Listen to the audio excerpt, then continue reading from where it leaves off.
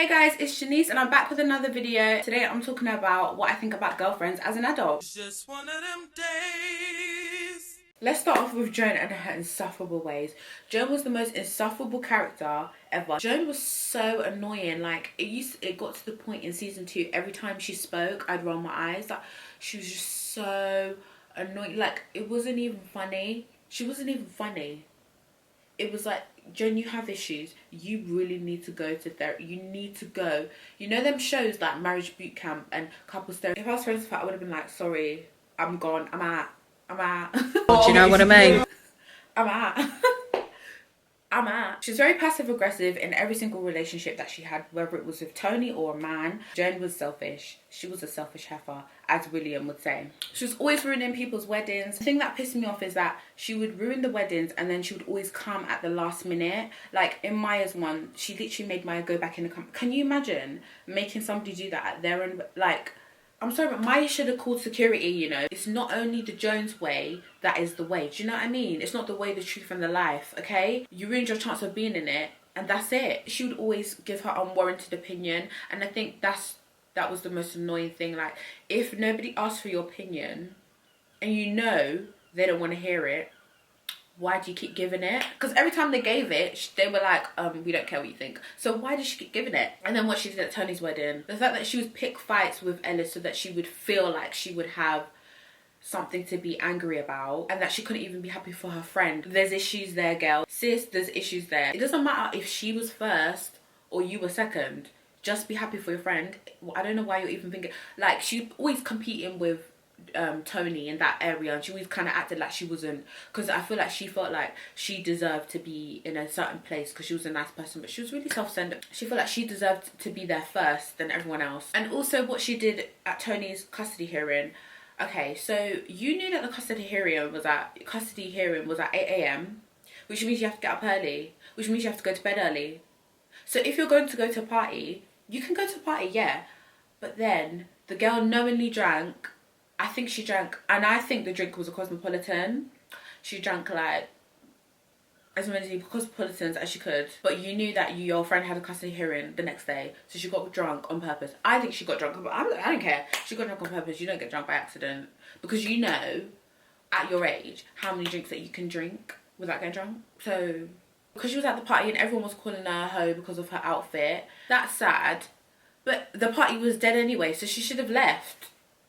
There was no need for you to be at the party. And another thing that annoyed me about her drinking was that she was going to drive herself home. So if you know you're driving yourself home, why would you drink so much? Because you're risking yourself getting pulled over by the police.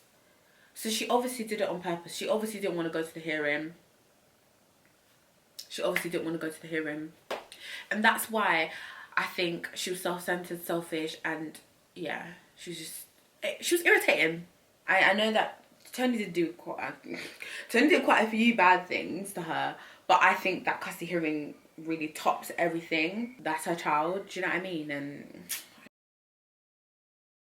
And also when it came to red flags with guys, she'd literally give them 1,000 red flags. Not one, not two, but 1,000. Be like, you know when it's like 3 strikes you're out, she'd be like 1,000 strikes and you're in. She'd act like she was legally blind to the red flag. Her relationship with William was disgraceful. That storyline was so silly. And the thing that made it worse is that they ended up just being like, oh, we were just being desperate.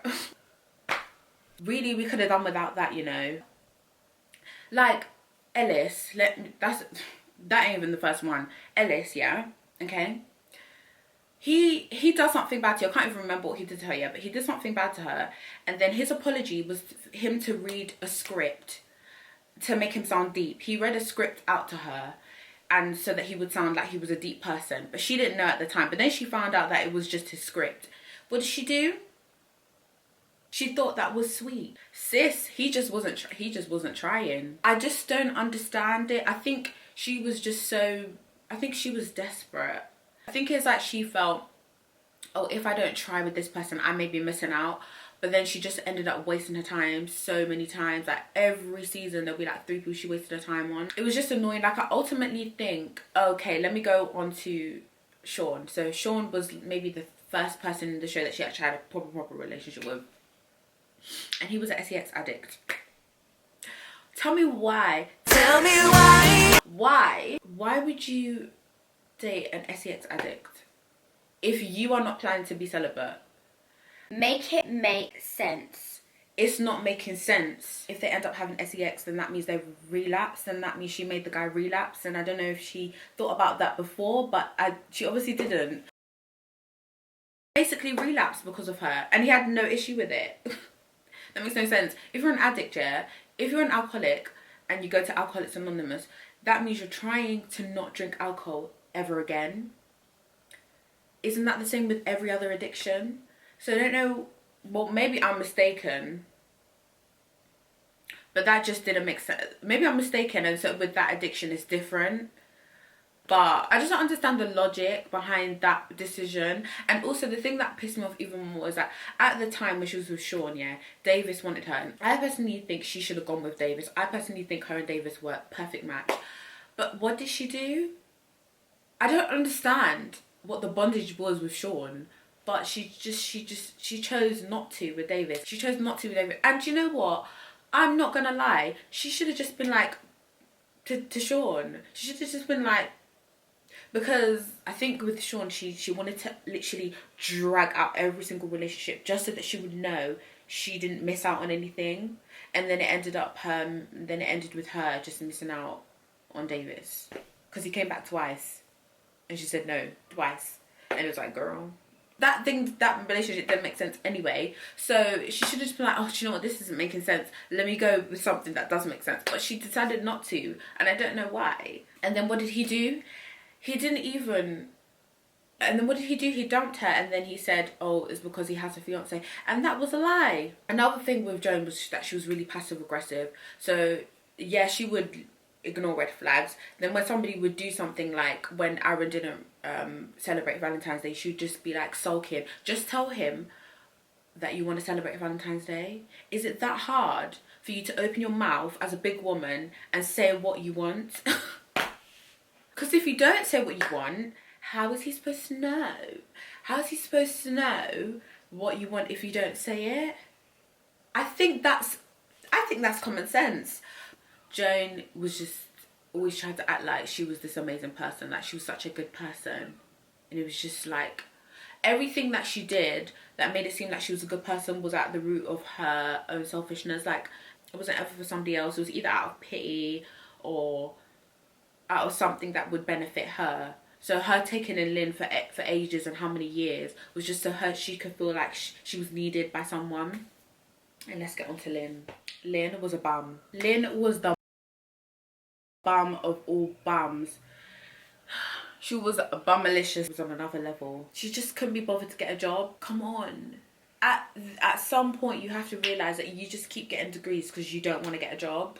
And like, it was annoying that everyone around her would just be like, oh yeah, I'll let you live with me. Oh yeah, I'll buy you food. Oh yeah, I'll pay for your degree. Like, nobody does that. After the second degree, people would be like, listen, you need to fix up. That's really what everyone would say. That's what people would say. They didn't really develop her character very well, but she did kind of get it together towards the end. She found out what she really wanted to do. She got signed. She got a record deal. She started becoming a bit more, you know, she just really doing stuff for herself, which was good. But other than that, she was just...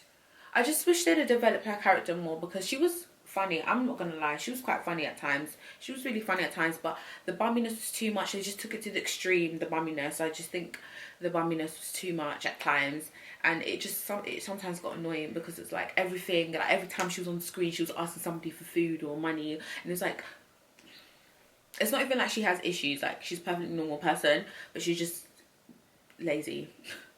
She's just lazy. And the thing is, she had so many degrees, so she could have literally done anything that didn't require too much work, but she was just too lazy to even do that, to even think of... She's too lazy to even think of a career. She just used to be like, oh, that looks nice, let me try that. That's what she would do. But I did quite like Lynn. She wasn't my least favourite. Joan was at the bottom. Joan was my least favourite, honestly.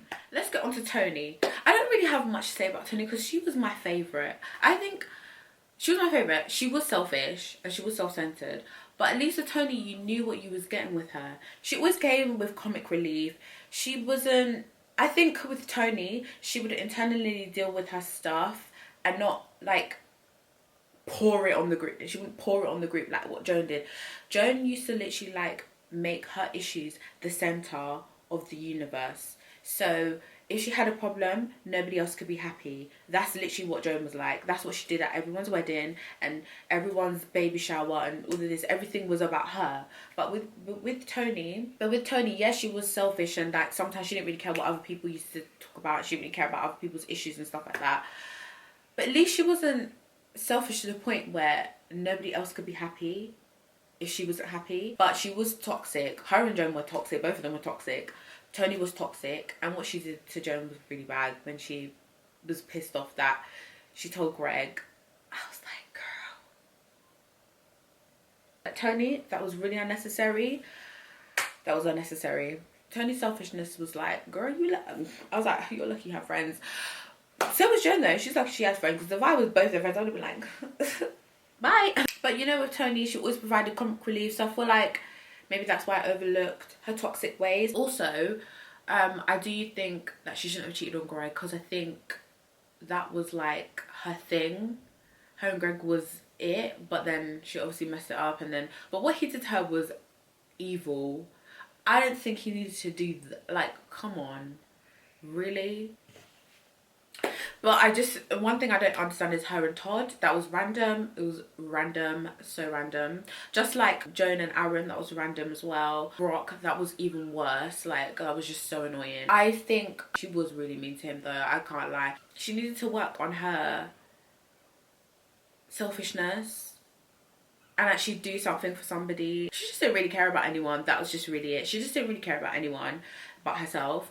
But I do think Todd should have told her about his financial issues before, because who does that? Like, why would you just do it and then afterwards tell? Like, that's so bad. But she was mean though. And like, when she learned, it was too late and stuff like that. But I really wish she'd have got with Idris, but Maya messed that up. And also the show just fell off after Toni left. The show really fell off after Toni left. It was a bore. Like, I wasn't even paying attention after she left. It was just so boring. But the other two characters, Lynn and Maya, they really stepped up after Toni left. Let's get on to Maya. I actually quite like Maya. I think she was like, she wasn't annoying, she wasn't toxic. She was just quite real. She was just quite real. The only thing was when she cheated on Darnell, obviously. But other than that, she was just quite real. She's funny. Also, she carried the series on her back when Toni left. She really carried it on her back with her jokes. Like, I was like, and I feel like she should have become more of the main character. One thing about the situation with Darnell is that he was also cheating on her the whole time, and he was like acting like he didn't do anything. And even when she confronted him, he didn't even apologize. When it comes to Darnell, I just think he was so mean about how he was also cheating with her for how long? I think the first time Joan, remember when Joan saw him with his co-worker? Remember when Joan saw him with his co-worker? That was in the first season. So from the first season all the way until, I can't remember when Maya did it. So you really couldn't forgive her, even though you were doing it as well. And you did it first as well. So it's like, what kind of behavior is that? Again, I also didn't like how he basically made her wait 2 years until he realized, oh my gosh, yeah, I can't be with anyone else. I have to be with 2 years. That's a long time. That's a long time. And for you to make somebody wait 2 years, what is the point when you wasn't over her anyway? You could have just been like, oh, so I'm just not over you. Let's just try this again. But instead you made her wait 2 years. But I just really did like what they did with my story. How she was a single mom and she really worked hard to make something of herself, and then she became a successful writer and all of that stuff. I just think the way they developed Maya's character was really good. Like, her character development was really, really good. I think Toni's character development was quite good as well. Like, she was really selfish in the beginning, and the fact that they gave her a child and that she really like embrace motherhood and stuff like that, I think that was really good character development. Joan's character development never moved. It stayed still for the whole time, and she was insufferable for the whole time. There was 2 things about Maya that I didn't like. Her unprofessionalism was so bad. Like, when she was being unprofessional with the bishop, I was like, that was so cringy. Like, Maya, the unprofessionalism is so bad. Her unprofessionalism was so annoying. Like, how can you be so unprofessional and keep a job? Like, come on, I know that they're your friends, but at least, like, I know that they're your friends, but just because they're your friends doesn't mean you have to be so unprofessional like that. Like, come on. You could have ruined their clientele and, you know, all of that stuff with you being unprofessional like that. Her unprofessionalism was really bothering me. And also, it really annoyed me when she told Todd about when Toni was going to go on a date with Idris Elba. Why did she do that? Why didn't she let Toni go with Idris Elba? That really pissed me off, you know, because then her and Todd ended up getting divorced anyway. So you should just let her go with Idris Elba. And also, I think her and Idris was a really good match, because her and Todd was just random. Like, it didn't make any sense. It's like, I was just thinking, they're forcing this. But with Idris and Todd, it wasn't forced. It wasn't forced at all. Let's talk about William, because William was practically a girlfriend. William was funny at times, but there were some things that he did and it was just like, you're actually trash. When he told Yvonne to quit her job, why does she need to quit her job? Everyone's job has a risk. Like, your job has a risk. You could defend a drug dealer and then his goons could come and get you. So your job is also can also be a risk. It doesn't matter. He didn't even say her name right. He didn't tell his mum. He hired a fake woman to be his mum. That was like, I know that on the show they made it seem like he was funny. That was not funny. That's actually bad. That's so bad. Like, that's a disrespect. Also, what he did in Monica was disrespectful. I know that she basically planned your meeting and stuff like that, but you know, if you didn't like that and if you thought, oh, that's kind of weird, you literally could have said, oh, sorry, that's a bit too weird for me, no thanks. But no, you decided to carry on, play her along, go out with Joan because somebody told you to. Do you not have your own brain? Also, when William was like, oh, I'm not sure about Monica, and he told everyone but Monica, just tell her. It might just be an anxiety thing. But instead of you to go and tell her and talk about it, talk through it, you're just telling everyone. You're telling everyone but her. Imagine how she feels. Like, he's just rude. And then what he did at the wedding when he got drunk and he embarrassed her, like, William.